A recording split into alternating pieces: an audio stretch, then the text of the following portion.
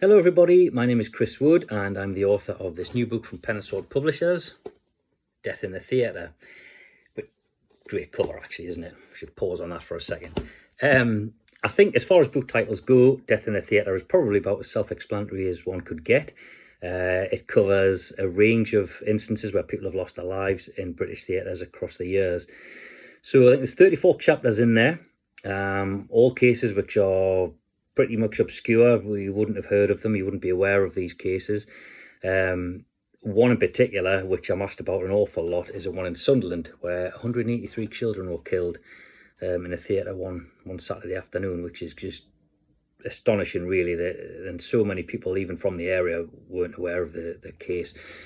So it's been harrowing at times to do some research on cases like that, but also I'm quite proud actually to have done it, because it's something, certainly when people have spoken to me about it, it's been received very well, and I'm pleased to have been able to bring these cases and some of the people involved as well back into the public consciousness.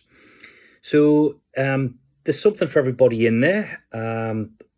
Wherever you live in the UK, there will be a theatre involved in the book near you. We've got, obviously, there's quite a few in the West End and other sort of provincial theatres in London as well, not just the West End. South West, we've got them up here in the North East, Midlands, North West, Scotland, Ireland as well. There's a one over in Belfast, which is quite an astonishing one actually.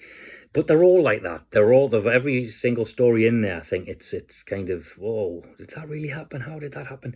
And it's certainly a far cry from the trips that we have to theatres these days. And I think once you've read it, and many people have said this to us, they just the theatre trips will never be the same again.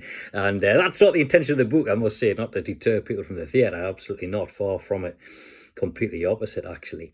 But inside the book, some of the what is there? There's instances of there's murder, there's suicides, there's tragic accidents, there's very bizarre accidents. There's where somebody gets killed by an animal, which I was going to say I won't spoil it for you, but it's actually on the front of the book there. So yeah, it gives you a bit of a clue there on the bottom as to what happens down in a theatre in Gloucester as well. So yeah, the book covers all across the UK, and it is a cracking read. I do really genuinely believe that. I've really enjoyed, obviously I'm biased of course, but it's been a painstaking at times, I suppose, doing some of the research, but I've absolutely loved doing it and writing it as well. It's been fascinating, and as I've said to quite a few people already, I found so many cases, it was hard to choose which ones went in the book. I could have written the book probably 2 or 3 times over.